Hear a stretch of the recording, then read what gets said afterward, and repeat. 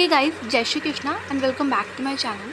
सो हमने chapter 2 start किया था, that is theories and models of corporate governance. तो उसमें जितनी भी थियरीज थी उनको हमने कंप्लीट कर लिया था और मॉडल्स में हमने 3 मॉडल्स कंप्लीट कर लिए थे। इस वीडियो में हम लास्ट मॉडल पढ़ेंगे, दैट इज़ इंडियन मॉडल। अब इंडियन मॉडल क्या होता है? इंडियन मॉडल ये माना जाता है कि वो Anglo American and German model का मिक्सअप होता है। अब आपको याद होगा कि हम एंग्लो अमेरिकन मॉडल में किस चीज़ पर फोकस करते थे कि हमें शेयर होल्डर्स की इंटरेस्ट को प्रोटेक्ट करना है और उनकी वेल्थ को मैक्सिमाइज़ करना है, और इसके लिए हम बोर्ड को अपॉइंट करते थे। फिर board of director further management को अपॉइंट करता था, यानी मैनेजर्स जितने भी हैं उनको अपॉइंट करता था।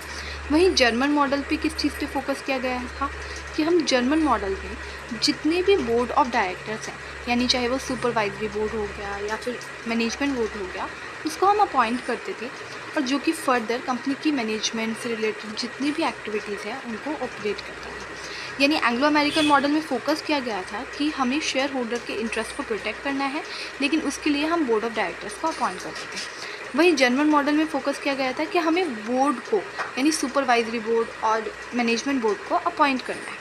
ठीक है, तो अब ऐसा क्यों किया जाता है? क्यों एंग्लो अमेरिकन मॉडल और जर्मन मॉडल का मिक्सअप है इंडियन मॉडल? क्योंकि यहाँ पे 3 टाइप ऑफ कॉरपोरेशन को चलाया जाता है। एक तो है प्राइवेट कंपनीज, दूसरी है public companies and third one is PSU, यानी पब्लिक सेक्टर अंडरटेकिंग, जिसमें स्टैट्यूटरी कंपनी आती है, गवर्नमेंट कंपनी आती है और बैंक्स आते हैं। और ये जितनी भी कॉरपोरेशंस होती हैं इनके अपने अपने अलग अलग पैटर्न होते हैं शेयर होल्डिंग के।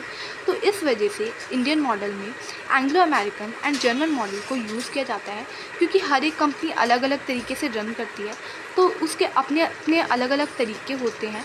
तो इसलिए इसमें मिक्सअप यूज़ किया जाता है Anglo American and German model का। अब इस मॉडल का फोकस किस पे रहता है? बेसिकली 2 मेन ऑब्जेक्टिव होते हैं, 2 चीज़ें होती हैं जिन पर फोकस रहता है इस मॉडल का। सबसे पहला तो ये कि हमें शेयर होल्डर के इंटरेस्ट को प्रोटेक्ट करना है।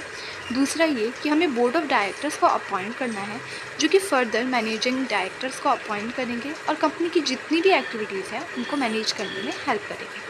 अब Indian model of corporate governance में जो शेयर होल्डर्स हैं वो इलेक्ट करते हैं बोर्ड ऑफ डायरेक्टर्स को, ताकि वो कंपनी की रनिंग को मॉनिटर कर सके। फिर बोर्ड ऑफ डायरेक्टर्स क्या करते हैं? टीम ऑफ मैनेजर्स को अपॉइंट करते हैं, जो कि कंपनी की day to day operational activities को मैनेज करते हैं और time to time report submit करते हैं बोर्ड को। इसलिए मैनेजर्स को हम एजेंट्स भी मानते हैं शेयर होल्डर्स का। और मैनेजर जब भी काम करते हैं तो उनका एक ही मेन ऑब्जेक्टिव रहता है कि उन्हें शेयर होल्डर्स की वेल्थ को मैक्सिमाइज़ करना है। So that's it for today. अगर आपको मेरी वीडियोस पसंद आई हो तो must like, share and subscribe to my channel. And अगर कोई भी डाउट हो तो you can comment down. Thanks for watching.